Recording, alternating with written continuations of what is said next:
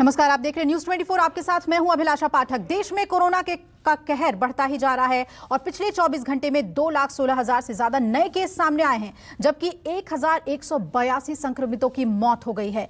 इस बीच चुनाव प्रचार धड़ल्ले से जारी है और हैरानी की बात यह है कि सोशल डिस्टेंसिंग, 2 गज की दूरी और मास्क लगाने की सीख देने वाले सियासी नेता खुलेआम नियमों की धज्जियां खुद उड़ा रहे हैं। चुनाव प्रचार में उतरे नेता ना तो मास्क में दिख रहे हैं और ना ही सोशल डिस्टेंसिंग का ही पालन कर रहे हैं। वो नेता जिनसे आम लोग सीख लेते हैं, वही नियमों का माखौल उड़ाते दिख रहे हैं। सियासी दलों की रैलियों और रोड शो में भी भारी संख्या में लोग पहुंच रहे हैं और रैली में शामिल इक्का दुक्का लोग ही मास्क लगाए हुए देखे जा रहे हैं। 2 गज की दूरी का नियम तो मानो ठंडे बस्ते में डाल दिया गया है। नेताओं के इस बर्ताव से लोगों में गुस्सा है। लोग सवाल कर रहे हैं कि नेताजी, आप मास्क क्यों नहीं लगाते। सवाल उठ रहे हैं कि मास्क और 2 गज की दूरी की सीख देने वाले नेता खुद नियमों का पालन क्यों नहीं कर रहे।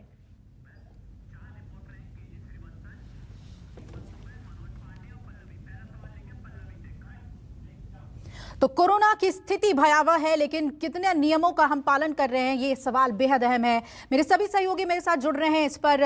मुंबई से दीपक दुबे मेरे साथ जुड़ रहे हैं, केजे श्रीवास्तव जयपुर से जुड़ रहे हैं और दिल्ली से पल्लवी झा मेरे साथ जुड़ गई हैं। साथ ही मनोज पांडे भी हमारे साथ जुड़ेंगे। रुक कर लेती हूँ सबसे पहले पल्लवी झा का। पल्लवी, स्थिति क्या है? जिस तरह से मामले लगातार बढ़ रहे हैं, क्या दिल्ली में लोगों को बात समझ में आ रही है कि खुद सेल्फ कंट्रोल बेहद जरूरी है?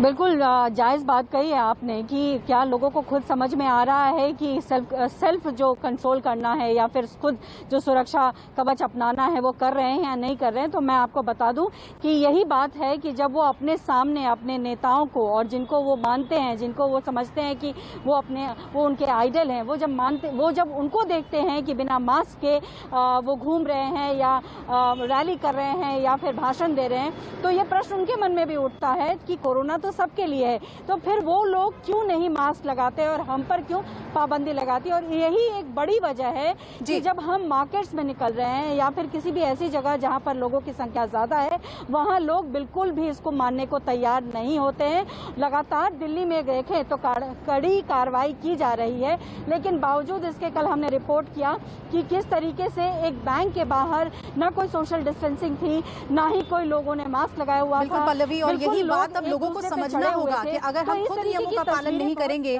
तो कैसे कोरोना को कंट्रोल में करेंगे। मुंबई से दीपक हमारे साथ जुड़ रहे हैं। दीपक, कई तस्वीरें मुंबई की हमने दिखाई जहां पर बेतहाशा लोग दिख रहे हैं और सोशल डिस्टेंसिंग, मास्क नहीं पहने हुए दिख रहे हैं। अभी मुंबई में क्या स्थिति है? मिनी लॉकडाउन के बाद कुछ गंभीरता लोगों में दिख रही है क्या?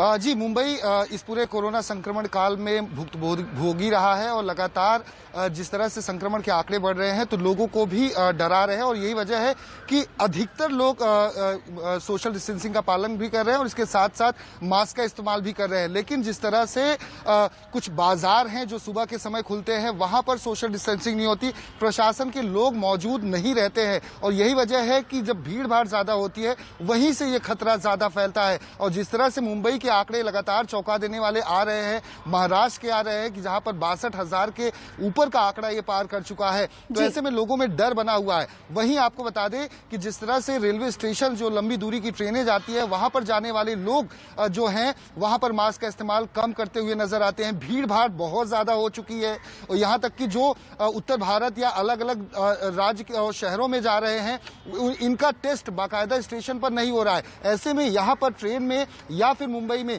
संक्रमित होकर ये दूसरे राज्य और शहर में जाएंगे तो आप समझ सकती हैं कि उन राज्यों में आंकड़ों में कितना फेरबदल होगा, कितनी बड़ी त्रासदी वहां पर देखने को मिल सकती है। जिस तरह से देश के अलग अलग राज्यों से तस्वीरें आ रही है। कुछ लोग हमारे साथ मौजूद हैं, आपसे जानना चाहेंगे।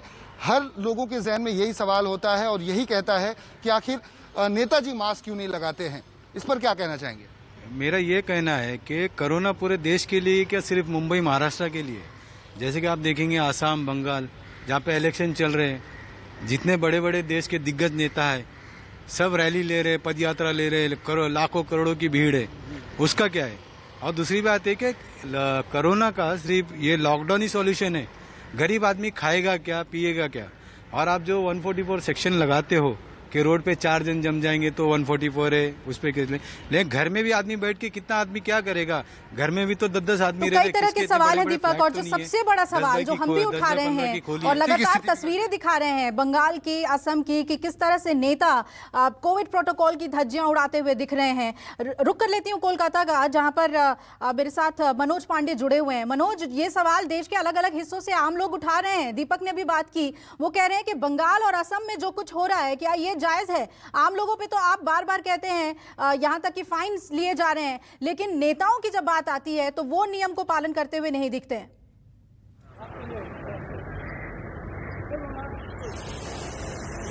जी देखिए, बिल्कुल ये कहीं ना कहीं बंगाल क्या पूरा देश इस बात को सवाल उठा रहा है। और कोलकाता में हम लोग देखें कि लगातार यहाँ पे कहीं न कहीं जो रैलियां और सभाएं हो रही हैं, कोरोना के जैसे जिस तरह से महामारी पश्चिम बंगाल में भी फैल रही है, लगातार इसकी धज्जियां उठती जा रही है। साफ तौर पर आप देखें, लोगों का कहना है कि जो यहाँ पे नेताजी आ रहे हैं, सेलिब्रिटी आ रहे हैं, वो कहीं ना कहीं मास्क का प्रयोग नहीं कर रहे हैं। और जनताओं में देखिए किस तरह की भीड़ और हुजूम साफ तौर पर दिखाई जाती है, इसको भी लेकर लगातार यहाँ पे चिंता का विषय बना हुआ है। और जाहिर सी बात देख रहे हैं कि आज जिस तरह से लोगों में एक्टिविटी दिखी है, लोग जागरूक हो रहे हैं, और हम सड़कों पे भी देख रहे हैं कि लगातार अब लोग मास्क और सैनिटाइजर का प्रयोग कर रहे हैं। लेकिन इसी के लेकर चुनाव आयोग ने आज 2 बजे एक सर्व पार्टी समिति बैठक बुलाई है और उस पर चर्चा भी करेगा, क्योंकि आने वाले देखिए पश्चिम बंगाल के अभी 4 चरणों के चुनाव बाकी है। एक तो कल चुनाव है और उसके जो 3 चरण बचेंगे, कहीं ना कहीं देखिए मुख्यमंत्री ममता बनर्जी, बिल्कुल आधा चुनाव बाकी है और क्या फैसला चुनाव आयोग लेता है इस पर नजर रहेगी हमारी। मनोज, आपके पास मैं लौटूंगी। राजस्थान के लोगों के भी दिल में क्या है, जिस तरह की स्थिति है, ये समझना बेहद जरूरी है श्रीवत्सन, क्योंकि वहां पर तो लॉकडाउन की टाइमिंग पर सवाल उठाए जा रहे हैं, अलग अलग शहरों के सियासी तमाम सवाल उठ रहे हैं। ऐसे में जो नेताओं का रुख देखने को मिल रहा है, क्या राजस्थान की जनता भी इससे दुखी है, परेशान है?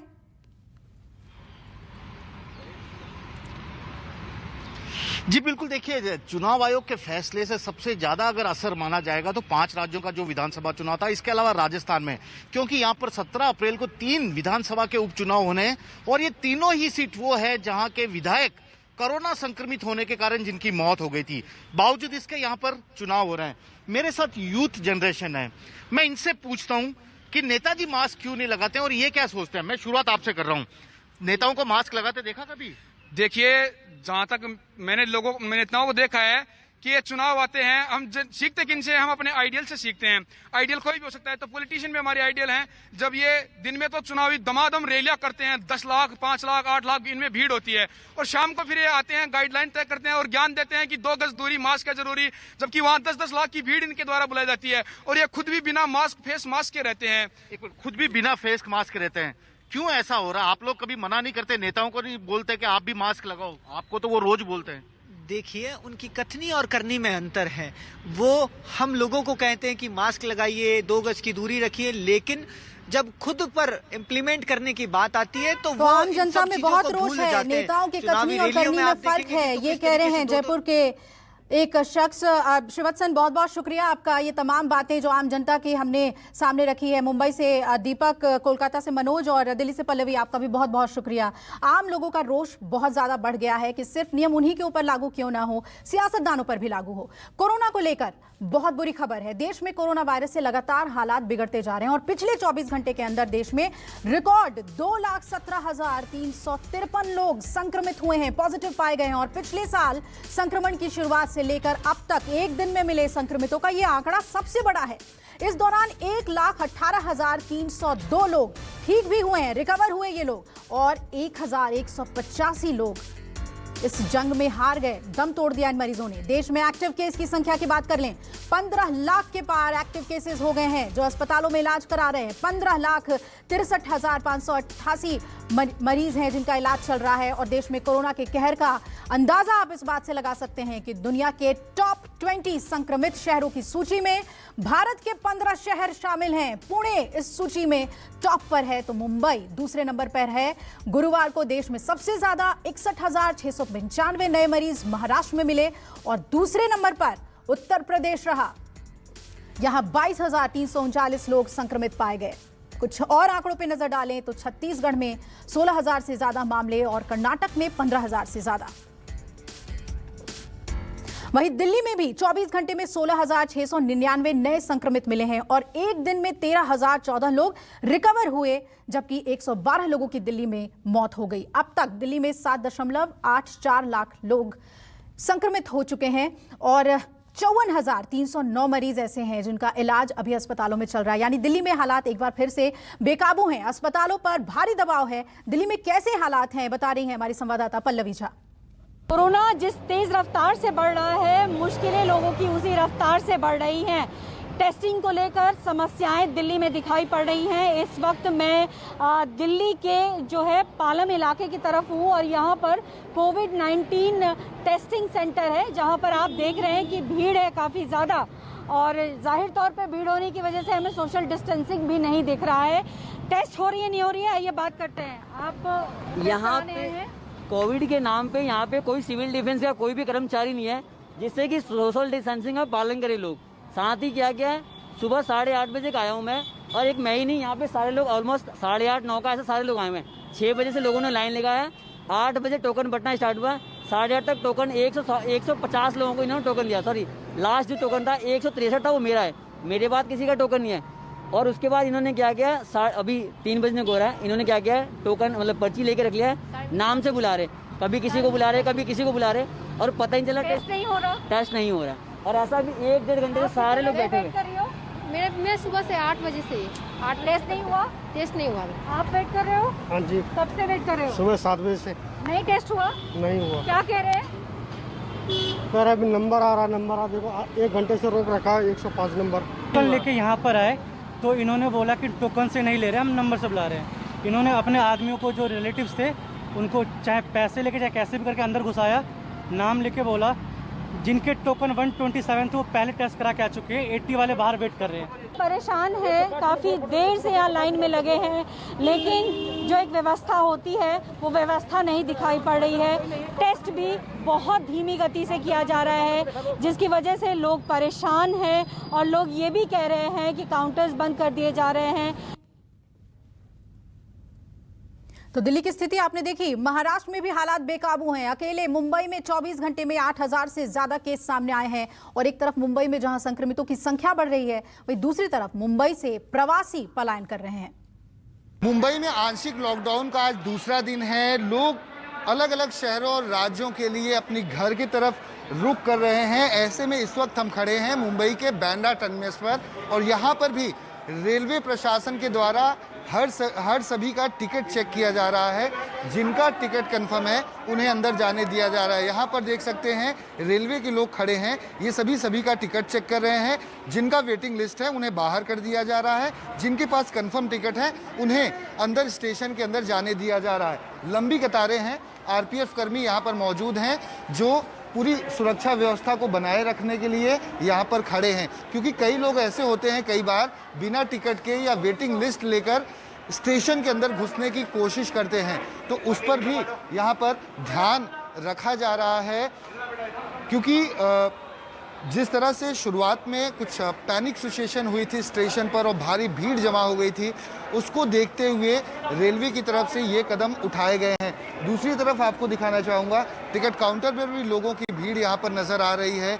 लोग यहाँ पर टिकट निकालने की कोशिश कर रहे हैं, चाहे वो तत्काल हो या फिर वैसे ही टिकट इन्हें कंफर्म मिल जाए, क्योंकि कई सारी स्पेशल ट्रेनें भी लगातार चालू हो रही हैं। तो ऐसे में हर तरह का ध्यान रखा जा रहा है। सर आपसे जानना चाहेंगे,